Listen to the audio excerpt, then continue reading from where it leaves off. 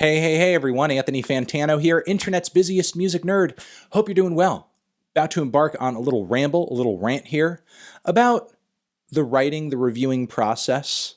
There's a stereotype, there's an accusation, there's an attack that I think has dogged many music writers for many years. It's not something I tend to get thrown at me as much. Not to say that that's a good or a bad thing. It's just I hear it unfairly leveled at a lot of different writers out there that you use the thesaurus. You're dependent on a thesaurus. You're just a thesaurus whore. Look, not to say that there isn't a wrong way to use the thesaurus. There is, but I think that this constant attack of the Thesauruses has created a situation where for a lot of young writers out there who are trying to write about their favorite artists, write about their favorite albums, so on and so forth, maybe there's a bit of a stigma out there. You may be afraid to use a thesaurus. You may think it's a bad thing or that it's something that you should absolutely avoid like the plague, but it's not. A thesaurus is a good thing. It could be incredibly helpful to you in your writing ventures. I use a thesaurus on a regular basis when writing, but it's a matter of how you use it. And here are my recommendations on that. Number one, okay, go back to my video where I talk about being articulate.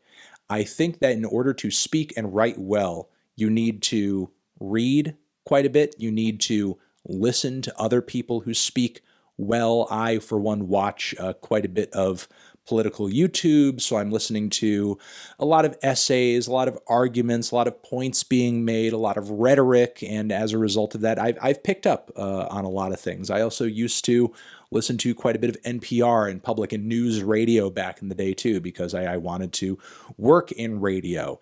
Observing these crafts where other people on a regular basis are doing their best to speak well and communicate effectively, that will undoubtedly impact your ability to do the same when you are writing about something that you're passionate about. So while speaking well and having a wide vocabulary is very important, another recommendation that I make to you here when embarking on this thesaurus adventure is that above all else, effective communication is key when you're writing, no matter whether those words are staying on the paper, you're saying them out loud on a podcast, or you're putting them out there on video, okay? And effective communication, part of that depends on who your audience is. What are the lingual habits of the people who you are trying to speak to? You don't want to speak below your audience. You don't want to speak above your audience. You want to essentially talk to them in a way, and this is my methodology. There are other methodologies that people just have that are different. But my methodology is that I try to be conversational.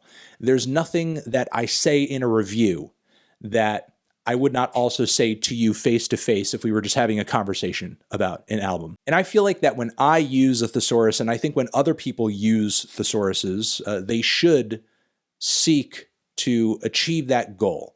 Let's do a bit of a cut here and an example of a page on thesaurus.com of some words stemming off of another word that I may use in a review from time to time. Okay, here we go. Thesaurus.com, basic ass thesaurus. And a word is punched in here that I've used quite often in my reviews. I use this word all the time, especially when it's a positive review. Exciting. Exciting. I say things are exciting. I've said lots of things are exciting in my reviews. In fact, it's maybe a word I overuse, and that's the beauty of a thesaurus. It can give you other terminology, okay, other terminology that you can apply in your own writing to break things up and make the audience feel like they're not reading the same thing over and over and over and over, but still exciting, okay, exciting. So if I don't want to use exciting again for the 50th time, what are some other words here that I could use?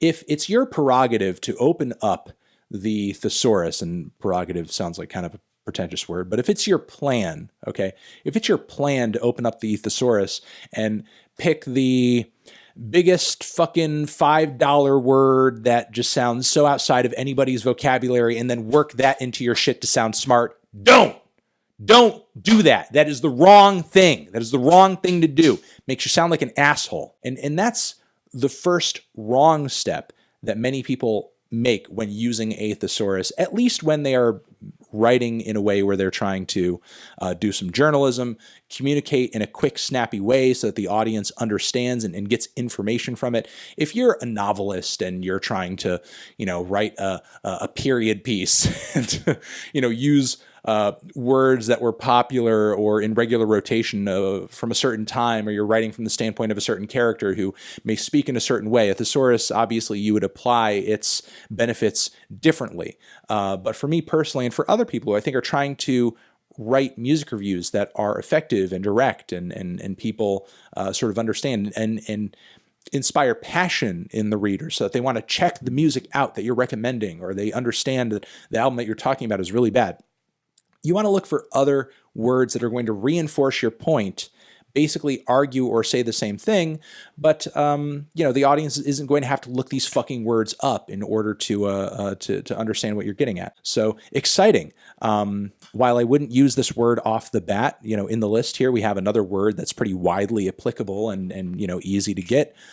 Pretty common word, appealing. Oh, astonishing. I've used that one in quite a few reviews. We have some other words that I've used in reviews previously too. Breathtaking. Ooh, dramatic. Oh, flashy. I use that one quite often. Flashy, especially when the playing on a song is virtuous and just really busy and impressive.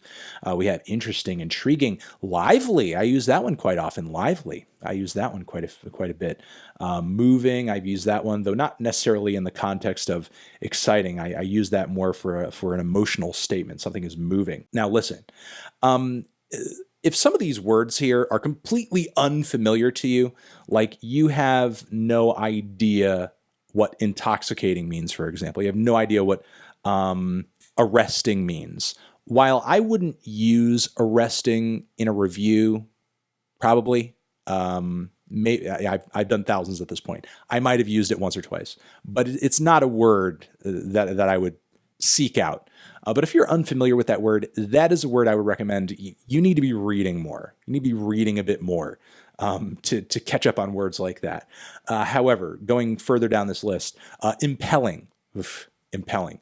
Impelling is a word I would never, ever, ever, ever use. I mean, I'm sure there are people watching this right now that know what the hell impelling is, but that word also, exhilarant, agitative. I get the words that those words stem off of, but still, those are words, or at least versions of those words, that I wouldn't use. They're not deep enough in common parlance, in my opinion. I don't hear them used often enough when other people are talking in the news or in YouTube comments or over social media in vlogs. I don't hear those words often enough to say to me, okay, I got to use this word. This album is really, really rousing. Again, decent word, fine word. I don't have anything against the word rousing, but it's not a word personally that I would want to use, that is a go-to word for me. So I guess what my recommendation here is that do more reading, do more listening, so you have a wider vocabulary base when you are writing something, when you are trying to communicate something.